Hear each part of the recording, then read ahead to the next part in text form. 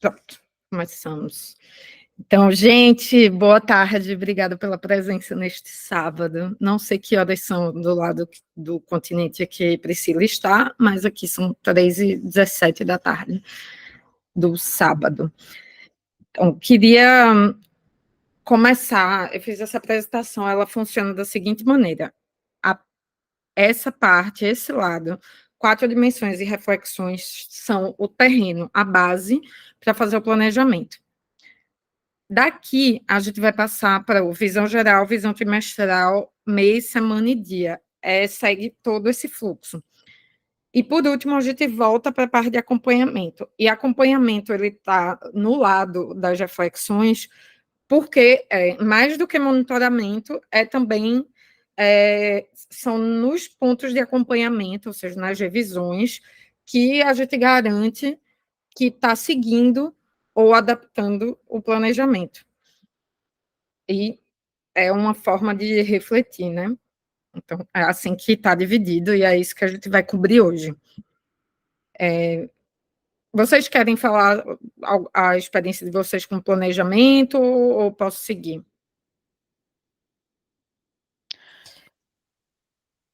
Vai, Ceci, pode ir. As duas fizeram a mesma coisa, né? Mas... Tá. Beleza. Não, minha experiência com planejamento pessoal é nenhuma. Eu não costumo fazer, assim, nada de longo prazo. O máximo de planejamento pessoal que eu faço nem sei, diário. Tá. Assim, para o dia, para a semana. E nunca raramente com essa experiência de botar no papel. Tá. É a mesma coisa aqui. Eu acho que é mais fácil fazer planejamento no trabalho do que para minha vida. Beleza. Então, é o seguinte, essa metodologia que eu estou usando aqui é uma metodologia que eu uso já, eu acho que desde 2016, 2017, eu comecei a trabalhar meu planejamento pessoal desse jeito. E aí, antes de entrar na explicação, eu queria contar uma anedota, que é uma mensagem muito importante, assim, quando eu falo de planejamento, tanto corporativo quanto pessoal, que planejamentos não são letra na pedra, eles podem mudar, eles são adaptáveis, eles devem ser vivos, porque não é para engessar, nem é para gerar nenhum sentimento de culpa, principalmente falando do pessoal, porque muitas vezes é muito comum as pessoas fazem o seu planejamento pessoal e aí nas primeiras fugas dele, nos primeiros imprevistos, a pessoa já reage ao próprio planejamento no sistema de fuga, tipo, não funcionou, não consegui fazer nesse primeiro mês, ou nesses primeiros 15 dias, ou nesses primeiros 2 meses, então compromete o ano todo, acabou-se, não sigo mais. E aí a anedota hoje é 2 de março. Essa aula estava planejada para fevereiro. Ela não aconteceu por uma questão de vários imprevistos que precisaram, que me levaram a precisar adaptar meu planejamento para dar ela no começo de março. Então, assim, não eu poderia, sei lá, ficar me sentindo muito mal, ficar me sentindo culpada, porque não aconteceu em fevereiro, mas não, o planejamento existe, eu adapto ele para trazer tudo para o trilho. Então, a gente executa a primeira aula, a segunda aula no segundo dia de março, o mais próximo possível da data que seria, e mantém o plano, o curso seguindo até o final. E, óbvio, adaptando sempre que necessário. Então, eu achei bem significativo da aula de planejamento pessoal, mostrando que meu planejamento também sai do roteiro, às vezes, e que é tranquilo tirar o planejamento do roteiro e adaptá-lo. Então, dito isto, planejamentos não são letras na pedra, eu queria primeiro apresentar a vocês as 4 dimensões. Existe toda uma disciplina do campo das psicologias corporativas e tal, que divide a vida, tenta dar conta de todas as subjetividades, fazendo divisões que são, obviamente, arbitrárias, mas que tentam dar algum significado, algum contorno a algumas áreas. Tem a famosa roda da vida, não sei se vocês já tiveram contato, mas para esse propósito de hoje, eu preferi optar pela visão das 4 dimensões, que são, deixa eu fechar um pouquinho para ficar mais fácil, que são as 4 dimensões do bem-estar.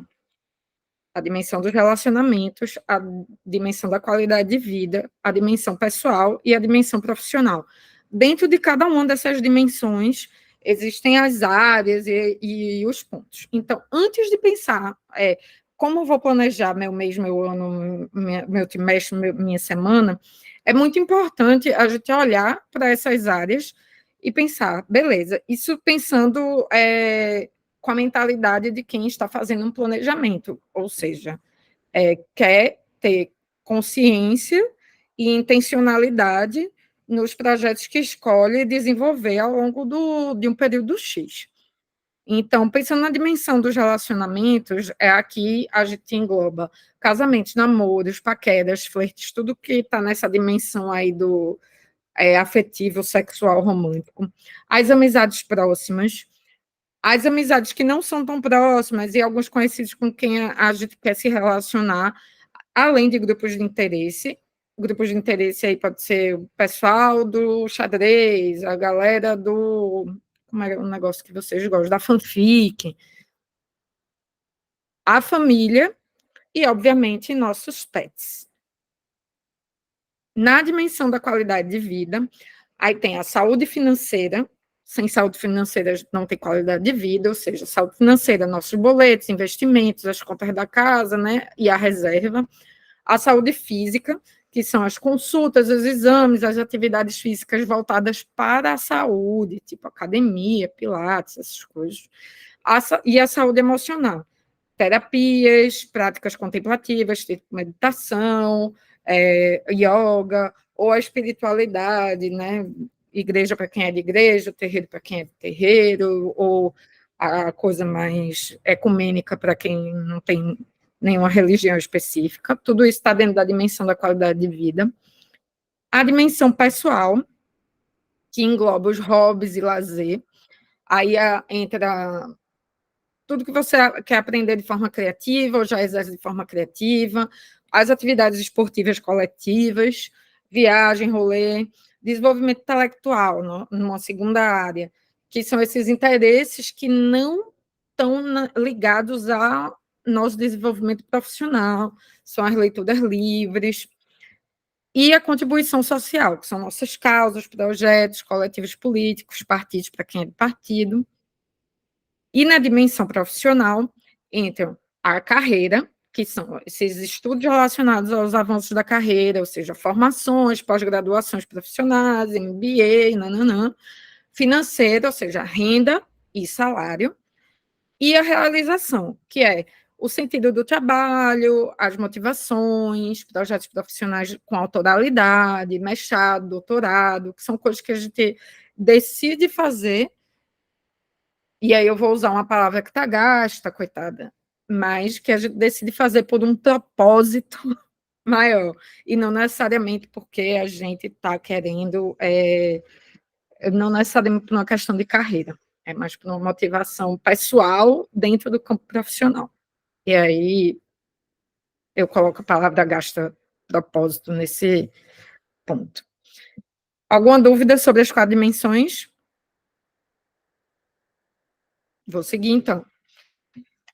Então, antes de começar o planejamento, essa é a base. É entender que a nossa vida pode ter essas 4 dimensões aí.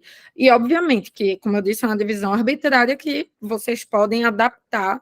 Ah, não, essa visão aqui não é muito do meu campo profissional. Eu prefiro que essa área esteja dentro da minha, considerada a minha dimensão da qualidade de vida.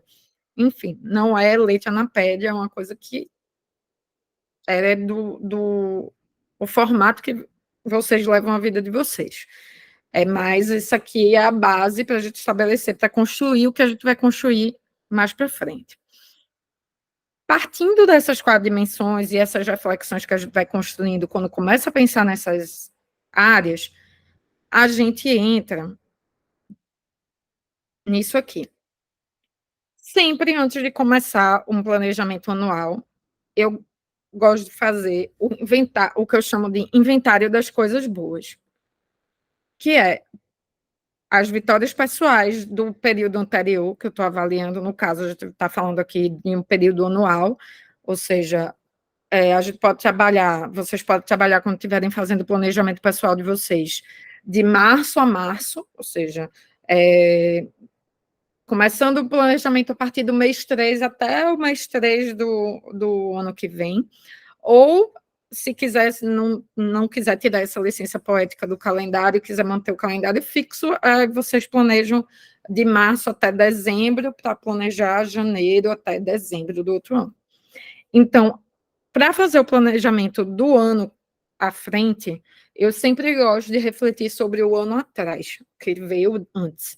Então, eu gosto de fazer listas sobre as vitórias pessoais, o que foi bom naquele ano, as vitórias profissionais, né, as conquistas profissionais, o que é que eu consegui, meu salário melhorou, eu fui promovida, consegui um emprego novo, enfim. E o crescimento emocional e relacional, ou seja, eu fiz viagens que eu queria fazer, eu vi as pessoas que eu gosto, do jeito que eu gostaria de ver, eu adotei novos pets, meus pets estão saudáveis, minhas relações familiares estão saudáveis, minha saúde emocional, financeira está num bom lugar, enfim, fazer todo esse inventário do que foi bom no ano seguinte, para a partir dele passar para as aspirações. É com base nas aspirações que a gente vai construir de forma mais intencional o nosso plano, né? Esse plano de ação. Então, só uma pausa. Se vocês estiverem escrevendo qualquer coisa no chat, eu não estou vendo, tá? Aí eu volto lá no chat já já. Então, ok. Então, o que são as aspirações? É o que você deseja, de forma simples, é o que você quer que seja verdade ao fim dos próximos 12 meses. Eu gosto de fazer essa reflexão, porque aí a gente faz uma engenharia reversa.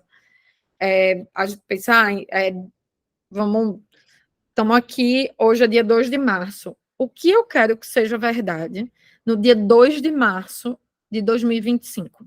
Quando a Priscila, a Cecília, a Larissa, de 2 de março de 2025, tiver sentada fazendo seus planejamentos, o que é que vocês querem que seja, que tenha acontecido?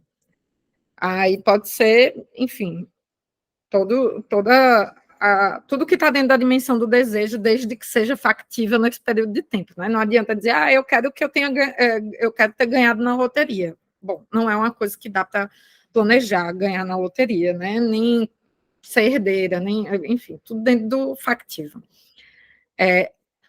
E aí fez essa reflexão do que quer que seja verdade, ela é uma reflexão que ela é bem poderosa para ajudar nas reflexões que vêm depois, que é o que você quer começar neste ano. Então, partindo do que você quer que seja verdade ou que tenha acontecido lá para a pessoa futura, o que é que você quer começar agora? A partir disso, o que é que você quer continuar fazendo neste período de um ano que vem pela frente? E muito importante, porque dentro de estratégia, tão importante quanto o que a gente quer é o que a gente não quer e vai abrir mão, o que eu quero deixar para trás e deixar de fazer neste ano. Então, se você perde muito tempo em rede social, eu passo 18 horas por semana no Instagram, eu quero deixar este hábito de passar tantas horas no Instagram para trás. Então, isso vai refletir em algo que você precisa fazer, que você precisa começar a fazer, para que a pessoa do futuro de vocês não seja alguém que fica 18 horas no Instagram, seja alguém que fica 4 horas no Instagram. Certo?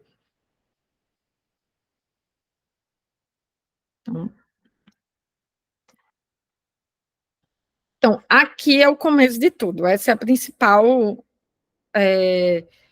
principal ingrediente de onde a gente vai partir para fazer a receita do nosso bolo, que é o planejamento pessoal.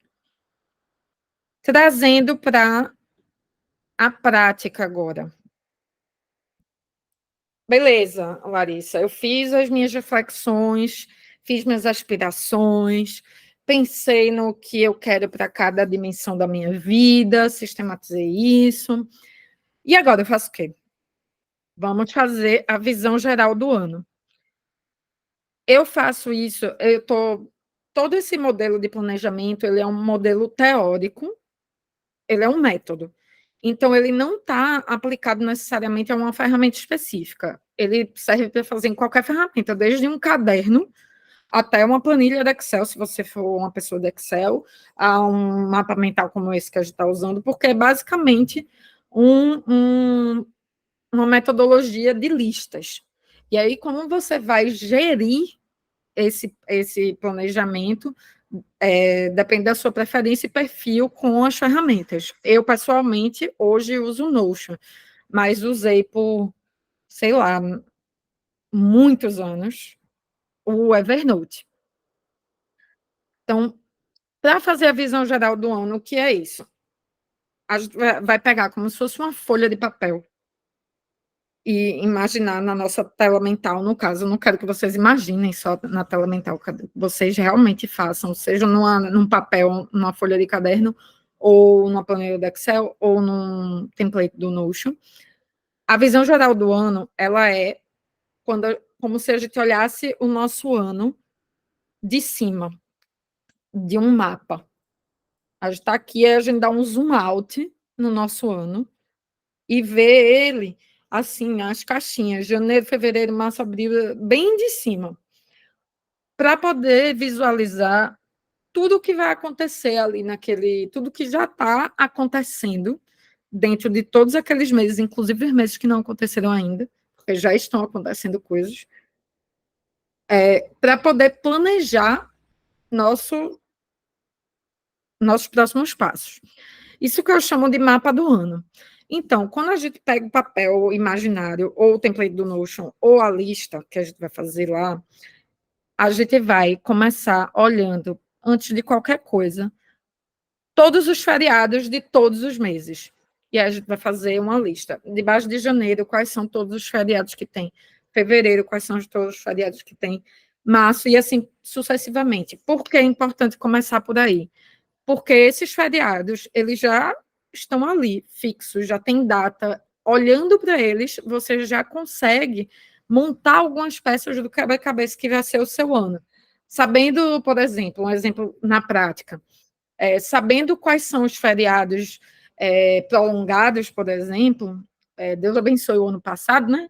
Que teve muitos, esse ano a gente não tem tantos, mas sabendo todos os feriados prolongados que a gente tem, a gente consegue pensar, acho que aquela viagem que eu quero fazer para Ubatuba, ela cabe aqui, neste período, que aí é um período que está no feriado prolongado, mas não é um período que chove muito em Ubatuba, então eu vou planejar essa viagem para Ubatuba aqui, em maio, entende? Então, a gente já começa a encaixar as pecinhas. Então, mapeia todos os feriados de todos os meses.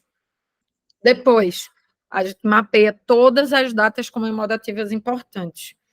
Sejam datas comemorativas importantes para a nossa família, do nosso trabalho, enfim, da nossa faculdade, do mestrado, todos esses marcos de datas que a gente já sabe que tem ali, seja com a data exata ou seja dentro de um período específico. Exemplo, eu sei que em agosto o PPG-Com da UFPE costuma abrir o edital de chamada para mestrado e doutorado. Então, no meu planejamento anual, porque uma das minhas metas é me inscrever no mestrado, está lá, agosto, edital do PPG-Com. E aí eu vou fazer quando eu for pensar, para atingir essa meta de me inscrever, eu preciso entregar um pré-projeto. Então, eu vou fazer engenharia reversa de agosto para trás, em como eu vou fazer as entregas até que, em agosto, eu chegue com o meu pré-projeto pronto. Esse é um exemplo. Aí, aniversários. Coloca lá nas caixinhas do seu mapa do ano, porque é importante para planejar se você quer fazer uma surpresa de aniversário para alguém especial, se você quer mandar cartão de aniversário, um presente mais caro que você quer comprar. Se você já percebe que tem lá, o aniversário de fulaninho, eu quero dar um presente muito legal para ele. Poxa, eu acho que eu preciso de juntar grana uns 3 meses para poder dar esse presente. Massa. Aí já começa a fazer a reserva financeira para dar o presente mais caro de fulaninho. As viagens que vocês já têm agendadas ou alguma previsão.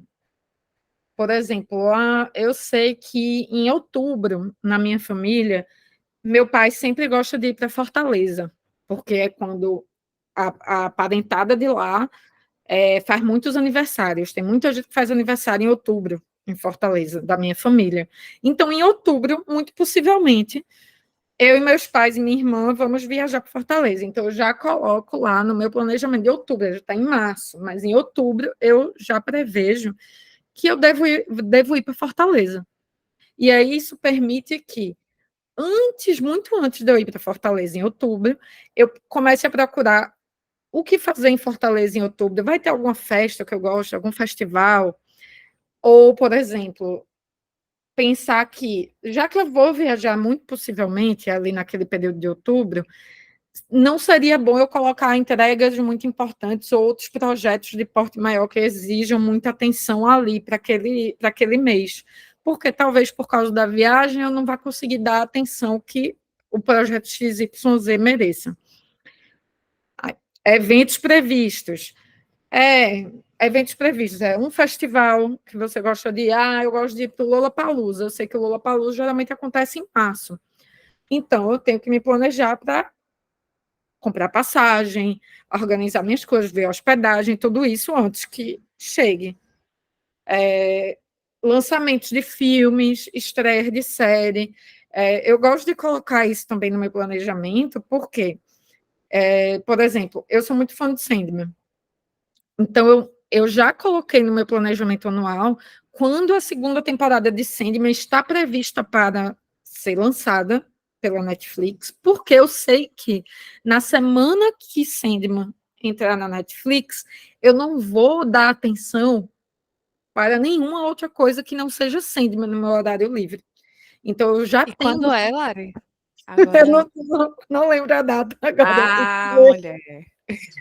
Eu agora não sabia que já tinha data de segunda temporada, muito Já importante. tem, não sei se tem a data exata, mas já tem o período. Aí, eu sei que, bom, eu posso, já que eu sei que eu quero me dedicar àquilo, eu vou bloquear aquele período, porque eu quero passar uma semana assistindo a série que eu gosto, sem ficar preocupada com, nossa, deveria estar fazendo fixe. Não, porque eu já pensei que aquele período, naquela semana, a série vai entrar, então não tem outra coisa que eu vá fazer. Lançamentos de filme, a mesma coisa. Exemplo, quando eu fiz o meu planejamento anual, no final do ano passado, eu vi a lista de filmes que iam ser lançados em 2024, que estavam para ser lançados em 2024, e quais que eu queria ver no lançamento. Então, eu queria ver Duna Parte 2 no lançamento, eu queria ver O Menino e a Garça, que é o filme de Hayao Miyazaki no lançamento.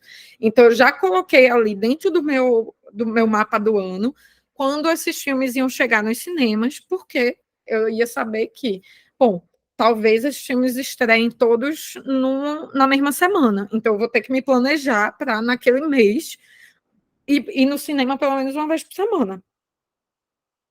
Então, isso tira a minha atenção e meu tempo disponível para outras coisas. Então, você vai encaixando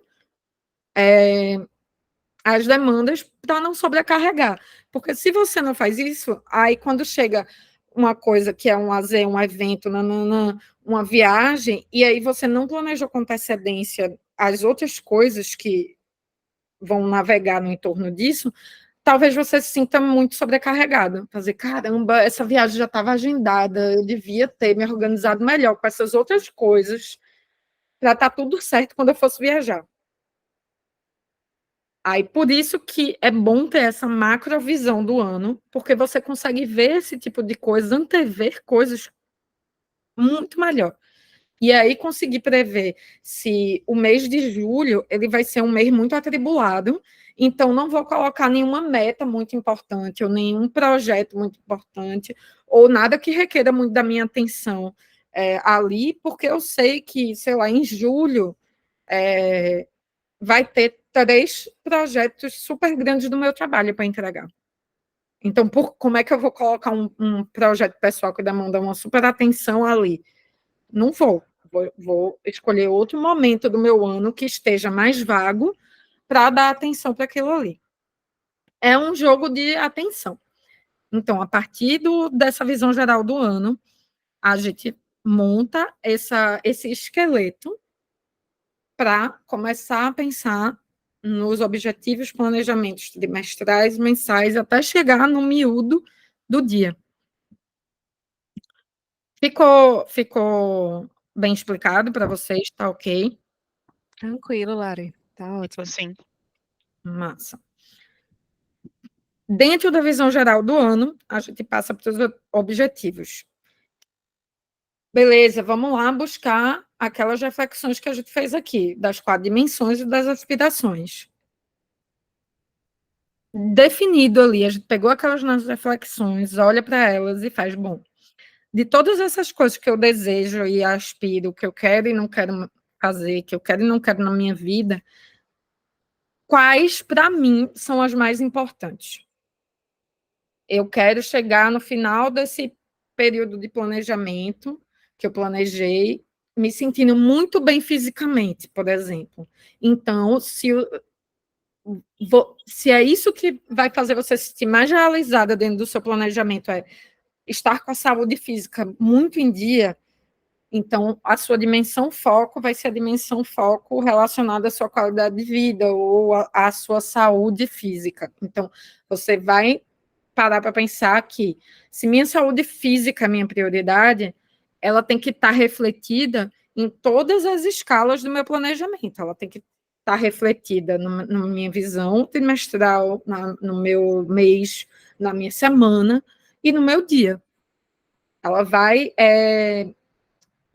como se fosse se infiltrando em todas as unidades de medida do seu ano.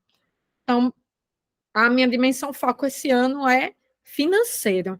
Então, se é financeiro, eu vou focar em melhorar minha renda, organizar meu salário, ter um foco maior com as minhas contas, criar, de repente, um sistema de organização financeira, procurar um coach de finanças pessoais, etc. E aí, você vai traçar o objetivo a partir de onde você vai se sentir mais realizada ao final do período que você está planejando.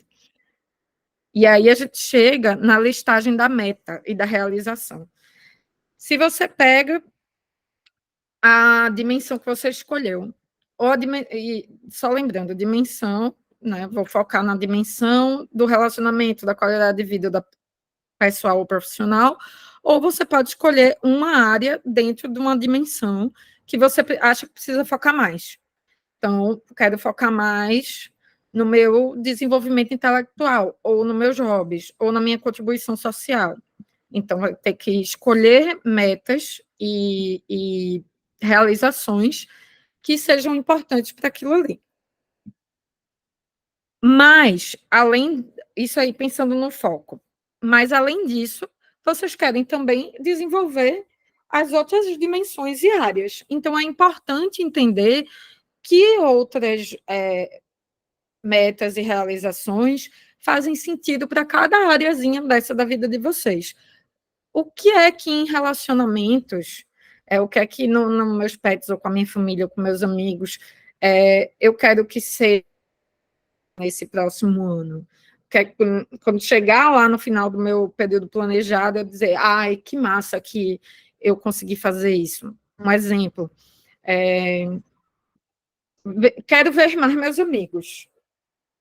Essa é uma meta do meu planejamento pessoal, pensando na dimensão dos meus relacionamentos. Quero ver mais meus amigos. Então, a meta é ver mais meus amigos, e a realização é, pelo menos uma vez por mês, encontrar com um amigo muito querido. Então, eu sei que no meu planejamento mensal, eu tenho que colocar um espaço ali para encontrar com alguma pessoa muito querida, e que nem sempre eu consigo encaixar no correr dos dias. Esse é um exemplo. E aí, isso para todas as áreas que vocês quiserem. Um hobby, a área financeira, a família, a saúde física, saúde emocional, espiritualidade, enfim. Pensar em cada área dessa e o que é que pode ser uma meta, uma realização, sem perder de vista que essas são aspirações e que você tem áreas foco. Dentro da balança do planejamento, sempre que a gente estiver diante de uma escolha em priorizar ou despriorizar, é bom que a gente relembre e reforce as nossas dimensões que são foco, as nossas áreas prioritárias.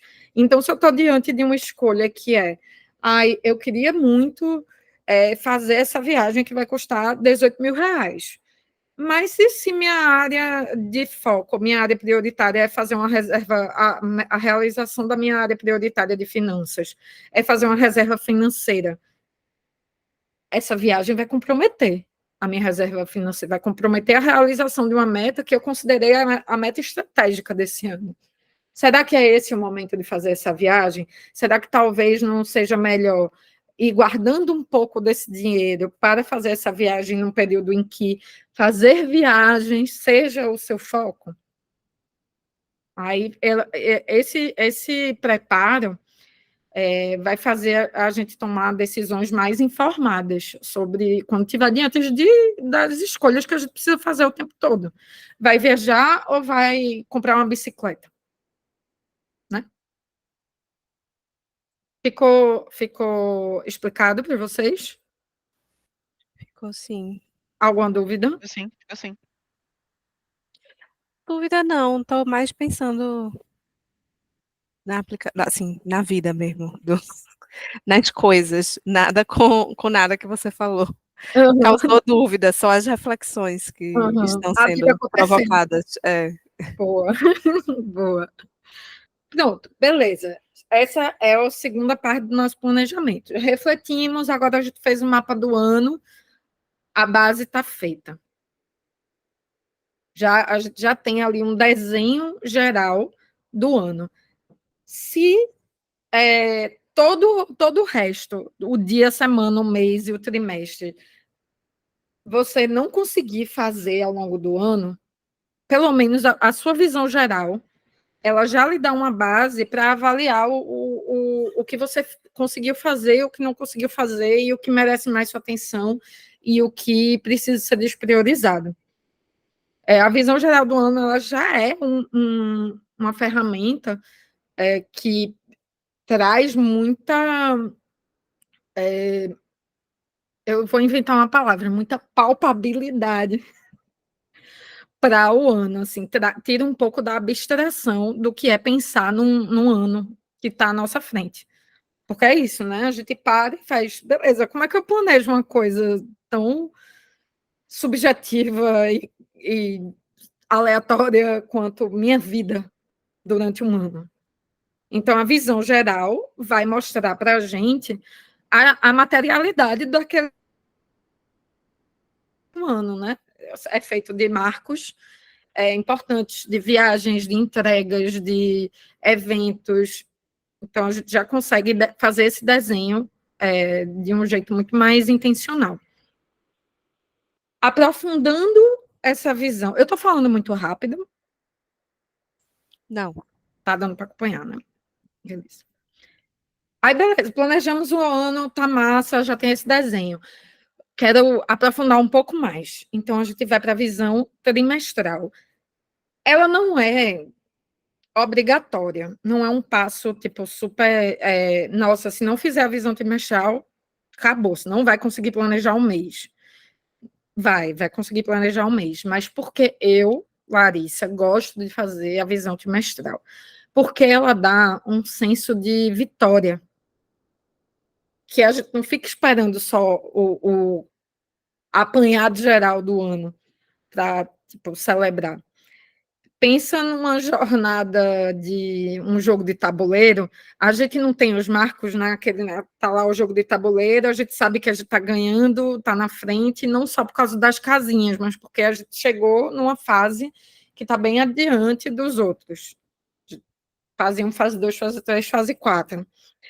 Então, para mim, dentro dessa metodologia, a visão trimestral ela é um jeito da gente conseguir fazer celebrações e se reorganizar, caso algumas coisas tenham saído do trilho, de forma mais fácil. E aí, a lista que eu faço para criar uma boa visão trimestral, eu chamo de marcos da jornada, que são os 4 marcos do ano. Ao fim de cada trimestre, eu paro e faço uma revisão dos meses. Vou revisar, por exemplo, ao fim desse trimestre agora, ao final de março, eu vou revisar janeiro, fevereiro e março e ver o que é que foi feito até agora, como eu estou caminhando. Por exemplo, se eu quero me tornar uma meta, eu quero pedalar, ser capaz de pedalar 40 quilômetros, fazer uma cicloviagem de 40 quilômetros. Eu não vou amanhã pegar minha bicicleta e fazer 40 quilômetros, eu tenho que me preparar para isso. Então, eu penso, bom, se no final de um ano eu quero fazer uma cicloviagem de 40, não dá nem para chamar de cicloviagem, né? 40 quilômetros é nada, mas enfim, se eu quero conseguir pedalar 40 quilômetros de uma vez só, eu preciso pedalar 5, preciso pedalar 15. Então, eu vou dividir isso em 4 partes. Beleza, 40 quilômetros. Então, no final de cada trimestre, eu tenho que estar pedalando 10 quilômetros a mais. Se hoje eu pedalo 0 e eu quero pedalar 40, no final de março eu tenho que estar pedalando 10, tranquilo.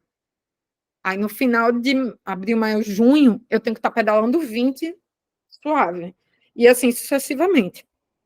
E aí, quando eu estiver pedalando 10, já vai ser um marco comemorado. E mesmo que as coisas saiam do trilho e eu chegue ao final daquele ano e não tenha conseguido chegar aos 40, eu sei o quanto eu consegui. E aí eu vou, não consegui chegar na minha meta de estar capaz de pedalar 40 quilômetros, mas eu sei que eu consigo pedalar 25 já. Então, para o próximo ano, eu vou me organizar para chegar nesses 40. Faz sentido? É um senso de progresso, né? Assim, de... Exatamente. É um jeito de sentir que está progredindo e também não deixar a coisa descarrilhar. Porque senão você esquece, né? Tipo, fica ali, quero que isso seja, eu quero que isso aconteça, quero que isso seja verdade, mas é muito fácil disso se diluir. Se você revisa isso, coloca um marco para cada trimestre, essa coisa vai estar na sua cabeça a cada trimestre. Então, você vai olhar para ela e poder recalcular a rota, caso alguma fase não saia exatamente do jeito que foi planejado. Então, tipo, a minha meta é ler 24 livros até o final do ano. Então, para ler 24 livros até o final do ano, eu sei que eu tenho que ler, dividindo aí em 4 partes, 6 livros por trimestre. Só que podem ser... Aí eu tenho minha lista de livros que eu quero ler esse ano e eu tenho 10 livros de 800 páginas que eu quero ler esse ano. Aí eu vou deixar para colocar 3 livros de 800 páginas no trimestre? Não vou. Eu vou pegar esses livros de 800 páginas e distribuir eles entre os semestres e preencher os outros com livros que tenham uma menor densidade, para poder chegar lá no final do ano e ter lido meus 24 livros. Essa meta dos livros, inclusive, eu utilizei bastante por um tempo que, eu acho, 2012, assim, eu estava com muita dificuldade de conseguir ler. Então, eu peguei e fiz, não, eu preciso ler um livro por mês, eu quero ter lido 12 livros. E aí eu fui progredindo. Quando chegou no final daquele ano, eu tinha lido 10. Eu fiz, bom, não consegui ler os 10, os 12, mas consegui ler 10, ou seja, 10 é um número que eu consigo chegar.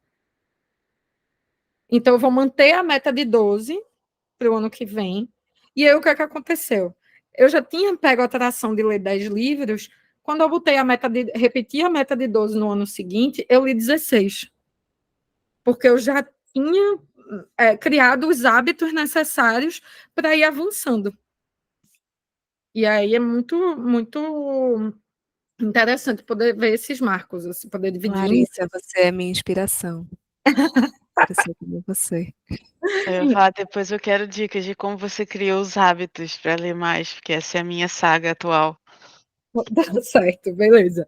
E aí eu vou mostrar para vocês rapidinho como é que eu faço esses marcos hoje. Ele é uma lista simples, e hoje eu faço no Notion, que é o plano trimestral. Aí eu marco os 2024. Aí eu pego, divido aqui por trimestre e vou colocando as tarefas. Ler 6 livros. Encontrar 3 amigos. Fazer uma viagem de fim de semana. Porque vamos dizer que uma das minhas metas é me dedicar mais ao meu lazer. Então, fazer uma viagem de fim de semana é um jeito de eu saber que eu estou priorizando o meu lazer naquele trimestre, certo? E aí, é interessante não fazer que seja uma lista infinita, gigante, para cada trimestre. Tem que ser uma lista factível. E, ao longo do tempo, a gente vai aprendendo o que é uma lista factível. Quando a gente faz o primeiro planejamento, a gente não sabe o que é factível, o que a gente realmente consegue entregar. Será que em um trimestre eu consigo realizar 10 coisas? Será? Ou será que em um trimestre eu consigo realizar 20 dessas coisas? Bom, a gente só sabe fazendo. Então, em um determinado ano, eu entendi que eu, Larissa, em um trimestre, não consigo entregar muito bem mais do que 6 coisas, que eu oscilo ali entre 4 e 7 entregas para o trimestre. Isso considerando todas as dimensões, no caso. Isso. Considerando todas as metas que eu coloquei aí e tal, para o trimestre. Eu vejo que eu já fiz trimestre que eu coloquei, sei lá, 14 coisas que eu queria conquistar no trimestre. E aí eu fiquei em 7. Eu falei, bom, então 7 é meu número, é o que eu consigo. Mais do que isso, não. Então eu já vou recalcular o meu planejamento para acomodar, em vez de 14, 7.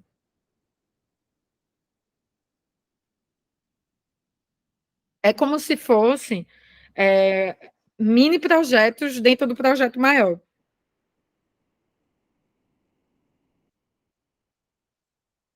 Voltar aqui para. Ah! Pronto. Beleza? E aí, essa visão trimestral, ela já ajuda a gente a construir essa mentalidade de quebrar as coisas em passos menores.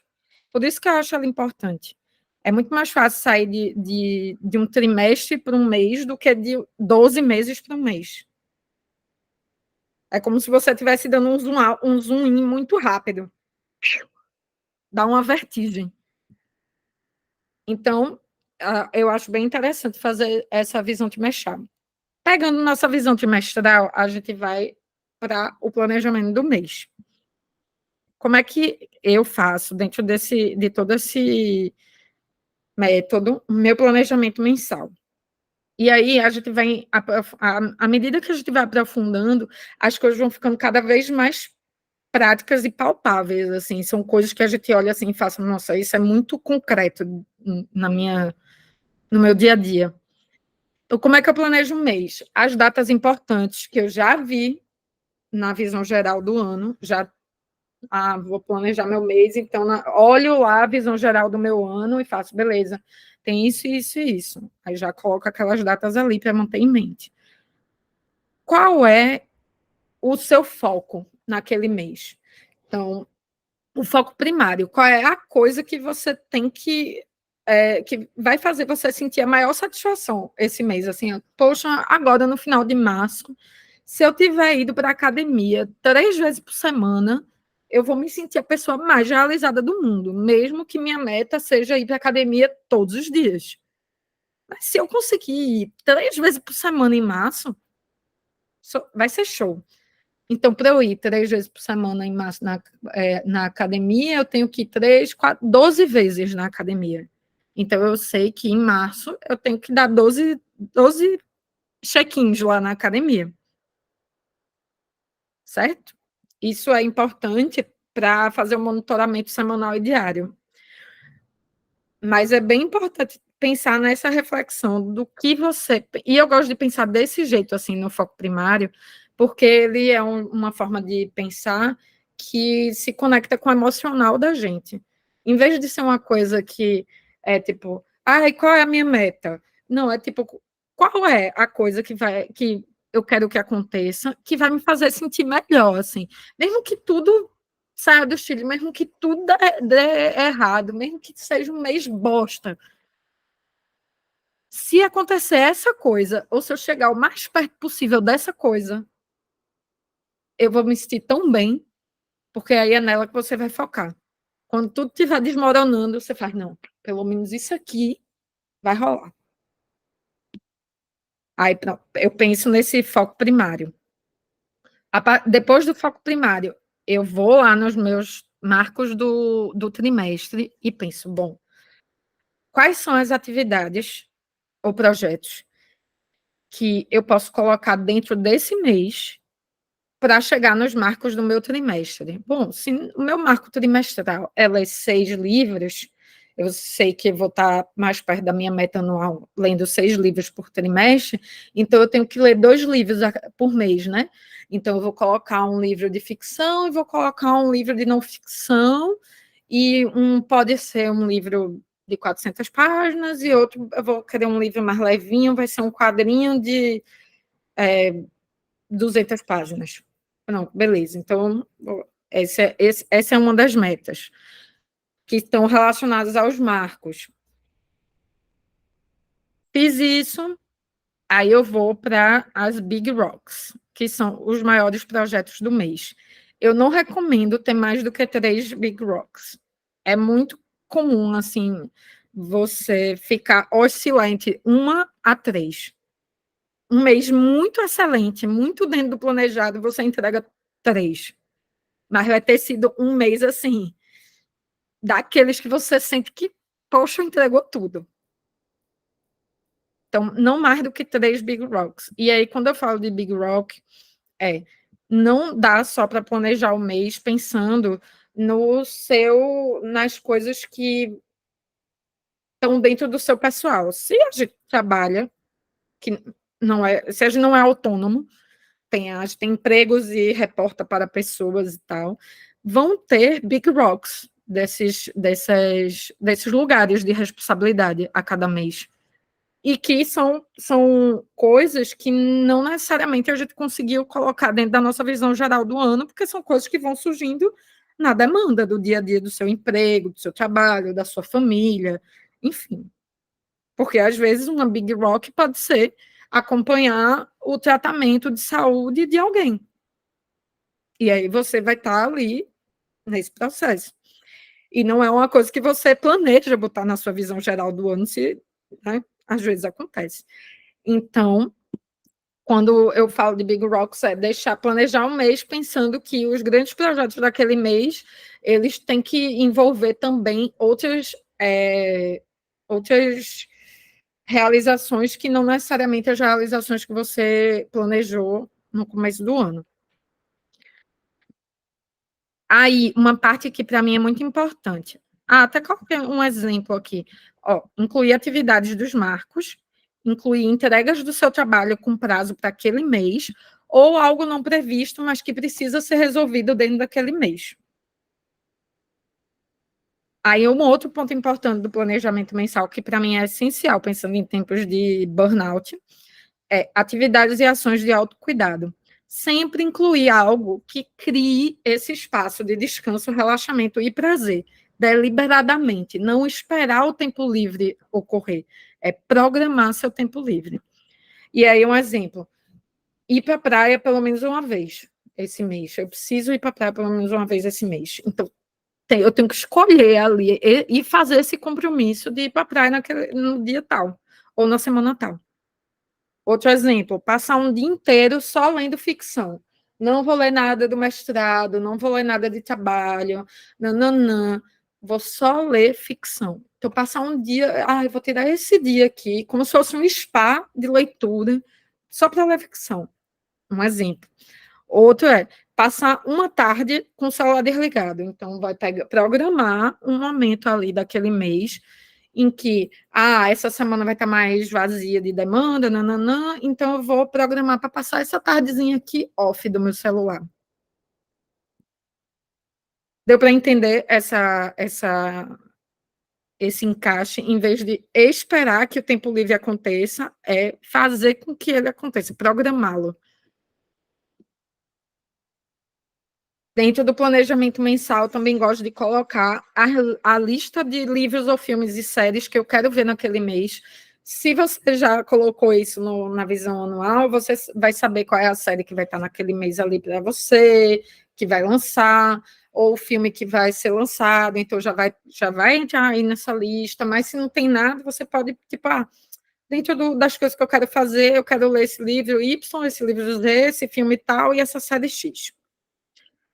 E outras metas, que são coisas que você gostaria de fazer, mas que não são fundamentais. São aquelas coisas que, bom, se as big rocks estão dentro do controle, se essas atividades dos marcos estão dentro do controle, se meu foco primário está, tipo, fluindo bem, e se eu estou me sentindo descansada e relaxada, quais são essas outras coisas que eu poderia fazer, que eu gostaria de fazer, mas que se eu não fizer também não é nenhum big deal, assim, não vai estragar meu mês, certo?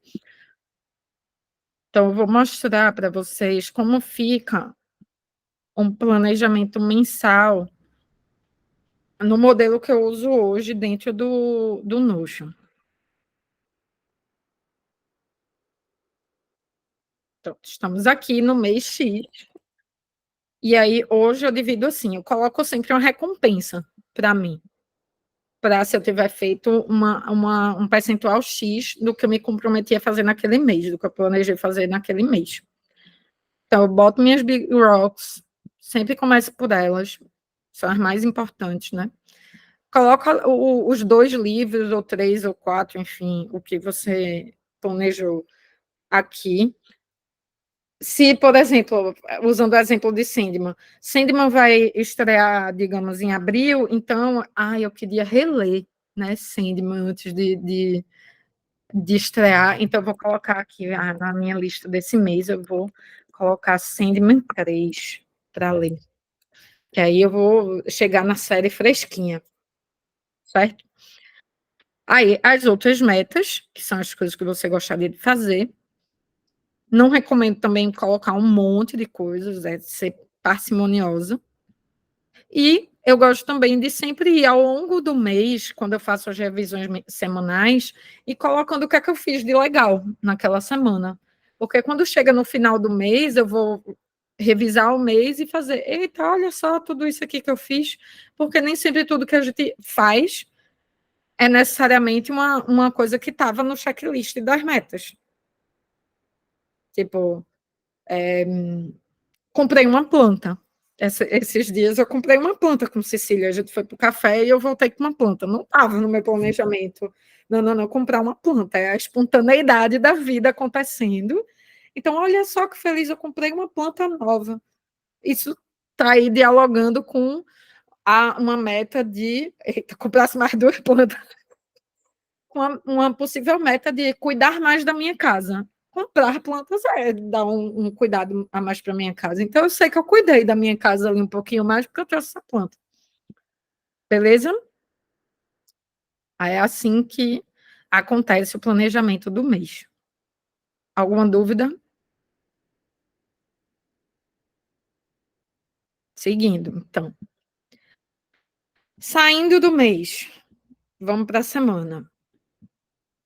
A semana, ela é aquela coisa que, quando ela começa, a gente acha que tem muito tempo.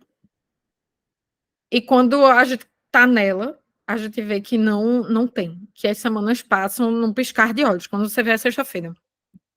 Faz, segunda-feira, eu tenho todo o tempo do mundo nessa semana. Quando você vê, piscou sábado. E aí você fica, para onde foi a semana que estava aqui? Então, se tem um planejamento que eu acho muito importante de ter, é o semanal. E aí, o que é que eu faço quando eu vou planejar a semana? Eu olho meu planejamento do mês, vejo meu planejamento do mês direitinho e faço, beleza, como é que eu posso quebrar essas atividades que estão aqui no meu mês para cada semana eu fazer um pouquinho delas? Aí eu coloco o meu foco da semana, por exemplo, começar a rotina de estudos e exercícios. Uma meta é passar no concurso X. Eu tenho que começar a estudar, né? Então, assim, se a minha meta é passar no concurso X, eu quero, no meu mês, ter feito 12 simulados. Então, eu preciso colocar isso na minha rotina. Então, o foco da minha semana vai ser começar essa rotina. Então, vou colocando atividades que sinalizem que essa rotina de estudos começou. Vou colocar os projetos prioritários da semana, que derivam do planejamento mensal e que também respondem a demandas que surjam externas ao seu planejamento, mas que tenham prazo para aquela semana. Às vezes acontece, às vezes não, sempre acontece, né? Uma reunião de trabalho que derivou num projeto. E aí você faz, não, eu preciso entregar essa apresentação essa semana. Então, essa semana vai incluir esse projeto prioritário, porque o deadline dele está aqui. E a área de foco, eu coloco tarefas que tenham relação com a área de foco do meu ano. Como a área de foco é estudos, uma das áreas de foco é estudos, aí eu já coloquei que o foco da semana é começar minha rotina, então uma tarefa é assistir a aula X de tal lugar, de tal curso. Um outro exemplo de atividade para a semana que envolve uma área de foco. Se a área de foco é relacionamentos, então essa semana eu vou aproveitar e marcar um café, um almoço com fulaninho. Beltraninho, aqui eu falei Beltrano, mas pode ser fulano também. Beleza? O planejamento semanal, ele se você tiver com todas essas peças maiores da visão trimestral e do mês montadinhas, o planejamento semanal ele vai assim, ó. Em 20 minutos você consegue planejar essa semana. E aí, saindo do planejamento semanal, a gente vai para o planejamento diário, que aí é o miúdo, né? A vida acontecendo no miúdo.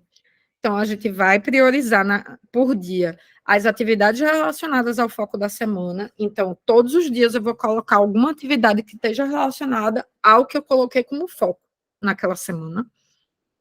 Vou colocar na minha semana também atividades relacionadas aos meus projetos prioritários. Então, meu projeto prioritário do mês é fazer 12 simulados.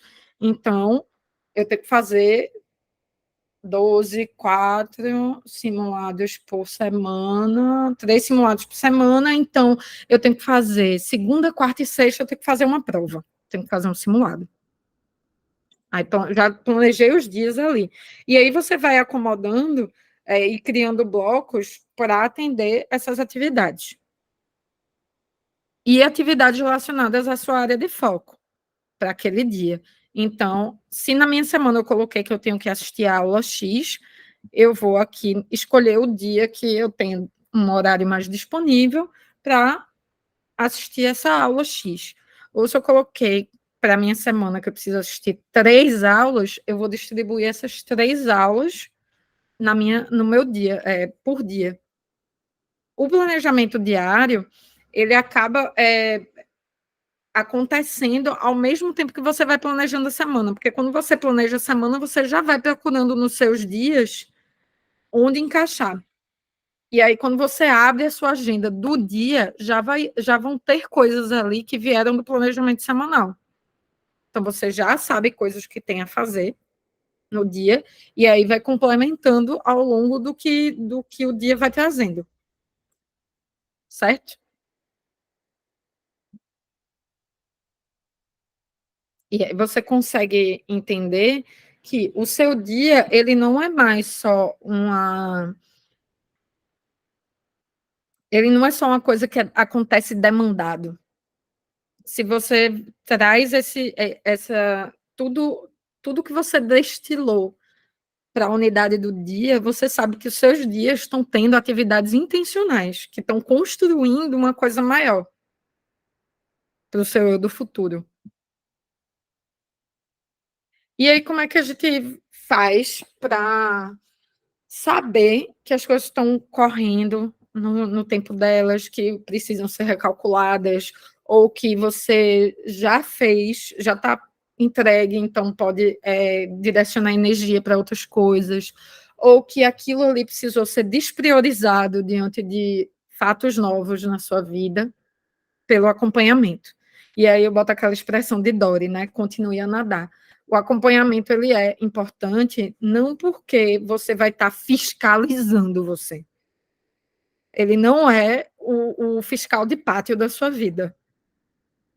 O acompanhamento ele é muito mais como, digamos, a sua terapia consigo mesmo, o seu acolhimento consigo mesmo, do que como o fiscal que vai dizer, isso aqui você não fez, Então, volto para o que eu abri o workshop dizendo.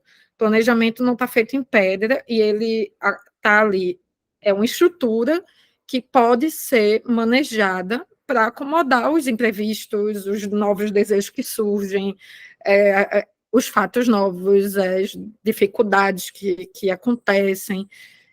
Enfim, as coisas boas que acabam fazendo a gente mudar, porque às vezes acontece de tipo, no meio do ano você não tinha planejado ir morar fora, mas aí do nada recebe uma ligação de Taiwan e faz, querida, eu queria que você viesse aqui trabalhar em Taiwan. É óbvio que seu planejamento anual vai mudar, porque agora você vai ter que planejar uma mudança para Taiwan, e isso vai ser sua prioridade, entendeu? Faz sentido, né? Taiwan foi o primeiro país que veio na minha cabeça. Porque eu queria dizer, sabe, Europa. Aí eu, Taiwan, porque planejar uma mudança para Taiwan, vamos combinar, não é a coisa mais fácil do mundo. Então, todo o foco da sua vida vai ser direcionado para isso. Eu queria um exemplo de uma mudança drástica e totalmente imprevista, assim. Ser convidado para morar em Taiwan é uma coisa que é muito drástica, né? E aí a gente chega aqui nos acompanhamentos. Os acompanhamentos, eles são super importantes. Se eu puder dizer, não consigo tempo para fazer todos esses acompanhamentos, não, Larissa, pelo amor de Deus. Nunca deixe de fazer a revisão semanal.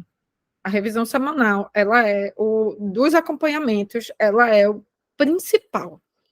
Então, define um dia fixo na semana e pega um checklist de revisão. Eu vou colocar na área de material lá no portfólio um checklist de revisão semanal que eu faço. E aí tipo, beleza, o que é que eu vou revisar essa semana? Vou revisar meu calendário, vou revisar os projetos que eu coloquei como prioridade para o mês, e vou olhar os compromissos, vou ver se tem alguma coisa que está precisando da minha atenção que eu não dediquei tão bem essa semana, e vou trazer ela para o foco na semana que vem. E aí você vai fazendo a revisão semanal, revisou e já começa a planejar a semana seguinte. Por isso que ela é muito importante. A revisão mensal, né, como o nome já diz, a cada mês tem aquele ritualzinho mensal de tipo, pode ser na primeira, digamos, a gente está aqui 2 de março, você vai querer revisar o seu planejamento de março, você vai querer revisar ele no dia 2 de abril, digamos, Então, a primeira semana do mês seguinte é quando eu vou revisar o mês que passou. Ah, não, eu prefiro fazer minha revisão antes que o mês acabe, porque aí eu já planejo o mês que vai começar.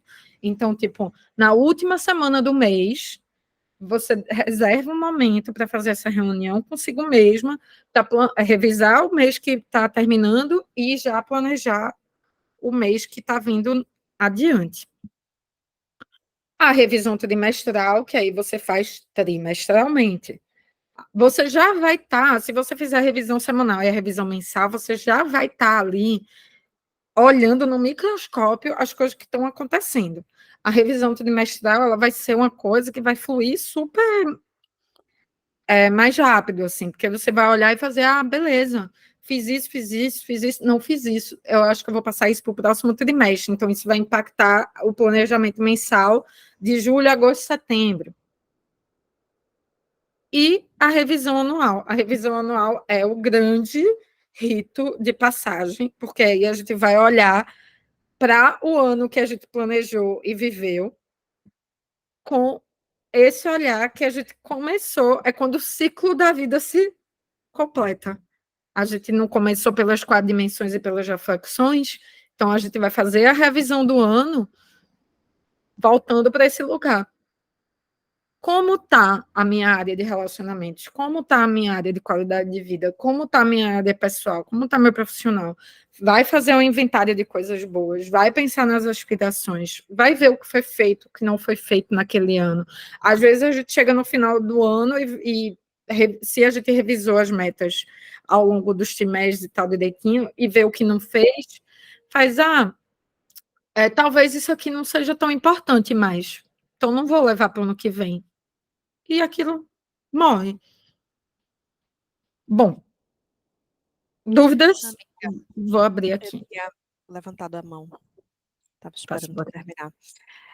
Então, tu recomenda, assim, que cada uma dessas fases de desenvolvimento, o mapa do ano, depois os trimestres, e aí o mês a mês, a gente vai fazendo quando vai se aproximando do período, ou que, por exemplo, eu já pense os trimestres logo depois que eu pensei o ano, ou não, ir fazendo, eu vou planejar o primeiro trimestre, acabou, e aí faço essa revisão e sigo o próximo, e penso o próximo.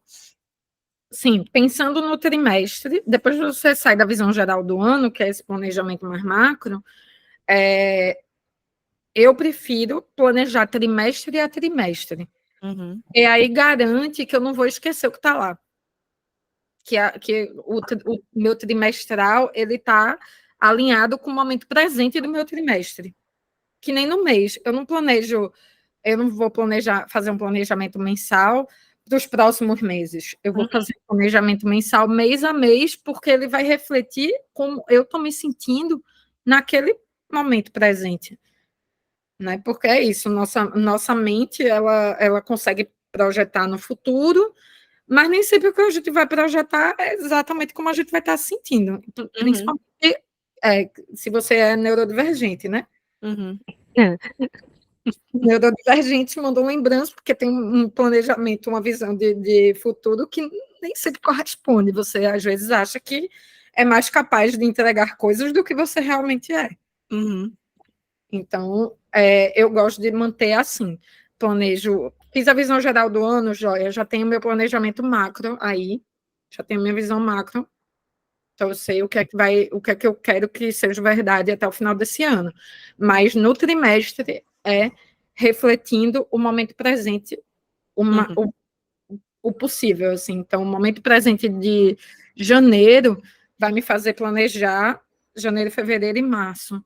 Agora, em março, no final de março, é como eu estou me sentindo no final de março, em relação ao trimestre que passou e em relação ao futuro, que eu vou planejar o próximo trimestre.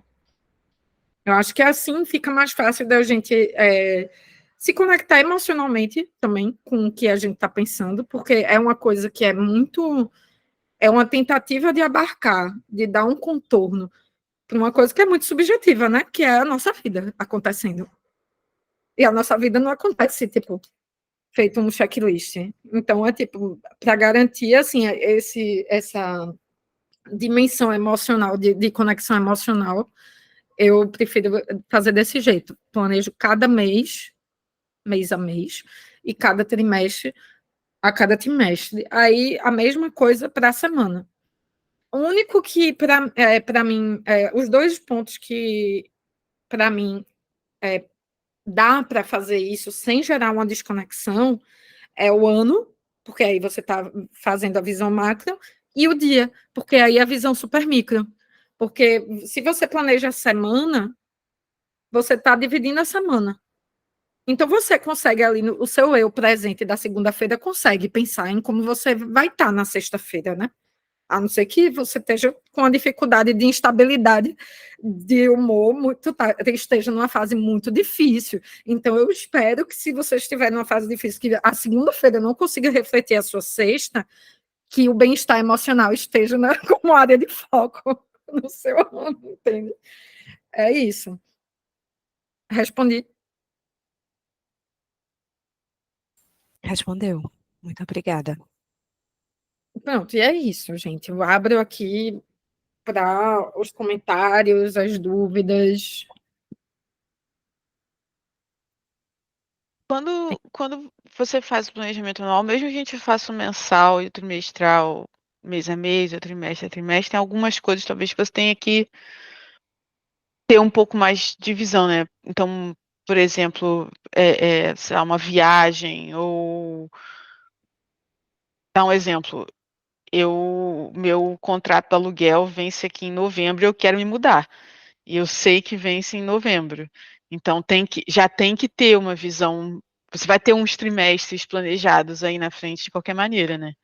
Isso, exatamente. Aí, quando você fez a visão geral do ano, você já sabe que, se você quer se mudar, seu contrato vence em novembro, é bom que em novembro você já tenha sua casa nova ali. Então, para encontrar uma casa nova, para estar em novembro com minha casa nova, assim que meu contrato vence, quanto tempo geralmente leva para você fazer essa busca? Geralmente, eu levo 2 a 3 meses para encontrar a casa que eu gosto. Ah, não, eu levo um mês. Então, eu vou colocar aqui para setembro eu começar a fazer essas buscas. Porque aí, quando chegar novembro, você já vai ter assinado o contrato com sua casa nova e está entregando sua casa. E aí já viu o que precisa. Chamar um pintor, reservar uma grana para ajeitar o apartamento que vai entregar, todo esse tipo de coisa, sabe? Fiquei cansada já, só de pensar. Nossa, se mudar é horrível. Mudar para Taiwan, pelo menos, não é. Não, pelo menos isso. Dessa vez não é uma mudança dentro do país, pense assim, na mesma cidade. Não é Pois mais é. uma mudança de continente, inclusive. Pois é. Mas dessa vez não tem a Riot para me ajudar com a mudança. Eu vou ter que fazer tudo sozinha. Mais Aí difícil. tu já pode pensar em quanto tempo tu levou na tua outra mudança, tanto para encontrar a casa, quanto para fazer, encaixotar as coisas, não sei o quê. Então, se eram 2 pessoas fazendo tua mudança, encaixotando coisa, organizando, procurando, fazendo visita, porque é isso, né? Fazer visita à casa para morar toma um tempo da semana absurdo, porque você liga, você reserva, você vai, não sei o que, deslocamento, nananã, manda foto, manda vídeo, fica lá gastando a mente, pensando, e se eu for morar nesse lugar? Tem ônibus, tem metrô, tem não sei o quê, e quanto tempo vai levar? Eu vou achar uma academia perto da... Você fica ali, né? Gastando energia mental e tempo. Então, pensar nesse caso que tu tem uma mudança de cenário, que antes tu tinha uma outra pessoa que te estava ali na parceria, ou seja, o tempo gasto era dividido para 2 pessoas. Agora é só tu. Então, pega aquele tempo que tu gastou na outra mudança e pensa, bom, vou precisar de 2 vezes isso. E aí você dilui no seu planejamento para não se sobrecarregar, não chegar em outubro, perto da mudança, e tá totalmente sobrecarregada com encaixotar, fazer visita e assinar contrato e pegar a documentação e não sei o quê. Porque aí fica tudo mais difícil. É difícil o timing, porque é aquela coisa, você não sabe, tipo, se eu for ver apartamento agora, não adianta, porque eu não vou poder me mudar, então você tem que ver mais perto e tem que dar sorte de achar alguma coisa. É difícil. Acho que Mas essa é a o que é minha que dá meta. pra, o que é que já dá para fazer, por exemplo? Dá para fazer um destralhe. Você vai se mudar, você não quer carregar um monte de breguesso, um monte de treco. Breguesso é muito Recife, né? Toda vez que a gente vai se mudar, a gente encontra uma. Parece que eles se multiplicam, né? Você vai tirando as coisas e vai multiplicando o treco. Você faz de onde saiu tanto cacareco. Só que muitas vezes a gente só descobre isso na hora que está encaixotando as coisas. E que você não tem tempo para ficar selecionando, fazendo triagem de cacareco. Você só joga tudo dentro e vai, e quando chega na casa nova é que você vai parar para pensar, ou vai deixar aquilo ali encaixotado, empoeirado muito tempo, até ter coragem de olhar para os cacarecos de novo. Eu falo por experiência própria, porque eu passei 4 anos com o cacareco encaixotado. Amiga, doeu agora, me senti nessa frase agora. Chega, tô pensando nas caixas que estão ali no quarto de trás, com muitas coisas. Exato, eu passei assim 1 ano com o meu escritório, que ele não era um escritório, ele era um depósito. Então, assim, virou um grande projeto da minha vida, virou desencaixotar coisa. Só que se eu tivesse me planejado direitinho para isso, eu teria diluído nos meus dias antes de me mudar. Enfim, teve vários imprevistos. Nesse caso, eu me mudei de país de forma imprevista, pós-pandemia. Então, tipo, tudo atrapalhou. Mas, entende o princípio, tu vai se mudar, beleza, não dá para ver apartamento agora. Mas dá para fazer uma pesquisa de bairro, prós e contras de morar num bairro X, Y, Z. Dá para... Orçamento, inclusive, quanto custa mais ou menos o aluguel nesses bairros, essas coisas, essas Exato. etapas anteriores. Dá para começar essa triagem de cacareco velho, para quando tu chegar na hora de realmente encaixotar tuas coisas, tu não tá tendo que lidar com cacareco velho, porque os cacarecos velhos já foram embora. Você só tá encaixotando o que você realmente vai precisar e vai levar para sua casa nova. Então, não dá para fazer as coisas mais práticas, mas as coisas que realmente significam se mudar, mas dá para fazer várias pequenas coisas que estão ali no entorno da galáxia mudança, né? É mais ou menos isso, assim, o princípio. Então, eu já colocaria para esse mês, por exemplo, no seu planejamento mensal, destralhar a estante, fazer um desapego de livros. Livro que eu não quero mais, desapego de roupa, sabe? Esse é bem o Ó, momento, amiga, né? Que a gente tem o negócio do spring cleaning aqui, e essa é a hora. Olha aí. tu acha que planejar, assim, com esse método que tu encontrou, ajuda a diminuir a procrastinação das coisas? Ou que é indiferente, assim, que são esforços independentes? Não é indiferente. Eu, por experiência própria, eu sempre que eu paro para fazer revisões ou planejamentos, eu sinto um ganho de energia de execução. Uhum. Então, por isso que eu considero as revisões muito importantes. Também a quebra em trimestre, né? Assim, porque tem. Exatamente. Exatamente, porque dá essa energia, sabe? De quando você olha e faz, nossa, eu tenho essas coisas, dá um sentido. E Uhum. a procrastinação, ela é muito fruto de a gente não saber o que a gente tem para fazer, ou a gente tem medo do que a gente tem para fazer, ou tem alguma emoção negativa, né? A procrastinação, ela é um mecanismo de regulação emocional. Uhum. Aí, tipo, geralmente tem alguma emoção negativa, algum afeto negativo que faz a gente desviar a energia executiva para a procrastinação. E aí a gente não executa. Mas se a gente consegue, tipo, criar esse tipo de... eu já tentei encontrar sinônimos para essa palavra, mas eu não encontro ainda. Eu vou encontrar, mas se a gente conseguir gerar esse tipo de clareza de visão, a gente consegue ver, bom, me mudar ou procurar apartamento é uma coisa que eu, Larissa, procrastinaria, assim, com muita facilidade, porque é o terror. Para mim é aterrorizante procurar apartamento. Então eu ficaria fingindo que não era comigo por muito tempo. Só que se eu pego e transformo isso em outras atividades que me assustam menos do que procurar apartamento ou do que fazer mudança, se eu divido isso em, eu vou fazer agora o que eu preciso fazer esse mês relacionado a isso, é só tirar as coisas do meu guarda-roupa e jogar um monte de roupa fora. Aí eu não estou procrastinando. Entende? Aí o que eu Essa é a percebo. minha maior questão. Assim, não vai resolver. Mas era mais para saber como Não, tu lida também. não resolve, óbvio que não é. Principalmente pensando em pessoas neurodivergentes, não resolve. Porque as formas de regulação emocional ela passam muito por função executiva, né? A função executiva fica muito comprometida quando a gente tem tarefas ou coisas, ou não entende tão bem as tarefas que a gente tem, ou não se relaciona tão bem com as coisas que a gente tem para fazer, ou aquilo ali é um gatilho emocional difícil, ou você sabe que aquilo vai gerar outras demandas que você já pensa, meu Deus, eu não quero ter que olhar para isso, e aí procrastinar isso por muito tempo. Bem, procrastinadora profissional, eu procrastino entrar no mestrado há exatos 10 anos. Amiga, temos muito em comum, por isso que perguntei, inclusive, esta pergunta, porque Entende? achei que você poderia ajudar. E eu só consegui,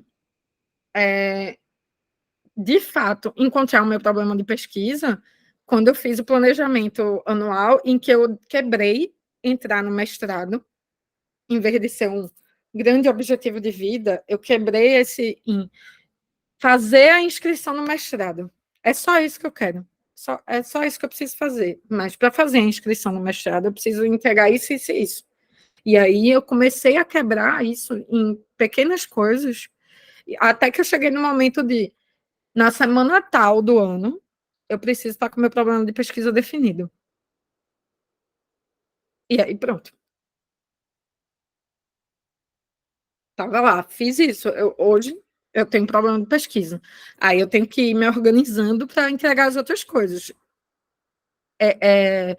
Essa questão específica do mestrado, por exemplo, é um ponto muito sensível para mim, justamente porque é uma coisa que eu procrastino há muito tempo. Então, eu sei que a minha relação emocional com essa tarefa, beleza, ela tem potencial de me fazer procrastinar mais. Então, é buscar recursos emocionais mesmo, de foco. Tipo, vou trabalhar nisso só por 20 minutos, só 20 minutos. Vou trabalhar nisso. Mais nada. Se eu trabalhar nisso hoje, 20 minutos, sabe? Acho que a procrastinação, ela é uma coisa que a gente consegue resolver no miúdo do dia. Mais do que no planejamento. O planejamento, ele dá energia. Isso, sem nenhuma dúvida, assim. Sempre que eu planejo e reviso, eu me sinto muito mais apropriada das coisas que eu quero fazer. Aí eu preciso levar essa energia para o miúdo do dia. E aí pensar, bom, essa semana eu quero chegar ao final dela e tendo feito 40 minutos de trabalho nessa coisa X. Só isso. Não preciso pensar no pré-projeto, não preciso pensar. Eu só preciso passar 40 minutos trabalhando nisso hoje. Pronto. Ela dialoga com a ansiedade, né? Então, você começa a antever sensações ruins, ou dialoga com a ansiedade que situações passadas geraram. E aí você fica meio preso ali na procrastinação. Mas aí pega um planejamento. Quando fizer o planejamento da semana, já planeja, já divide os dias pensando assim, vou criar um bloco de trabalho para essa coisa aqui que eu estou procrastinando durante essa semana. E aí, quando eu chegar no final dessa semana, se eu tiver feito esse bloco de trabalho aqui, eu estou satisfeita. E aí você não é mais uma procrastinadora. Que você fez o que você disse que ia fazer, que era 40 minutos dedicado àquilo ali. Esse tem sido o meu recurso hoje, assim, em termos de lidar com procrastinação. Mas é uma coisa que eu tenho estudado bastante, assim, inclusive sobre foco e regulação emocional para lidar com a disfunção executiva. Aí é todo. Massa. Se tiver coisas que você acha que dá para compartilhar, me manda, que me interessa também. Pode deixar. Mundos. Eu tenho lido bastante sobre isso também, ultimamente, visto vídeo, o que for.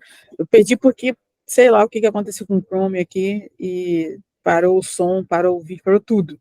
Você estava falando, então, que a maneira como você lida com a procrastinação é quebrando em tarefas menores e fazendo blocos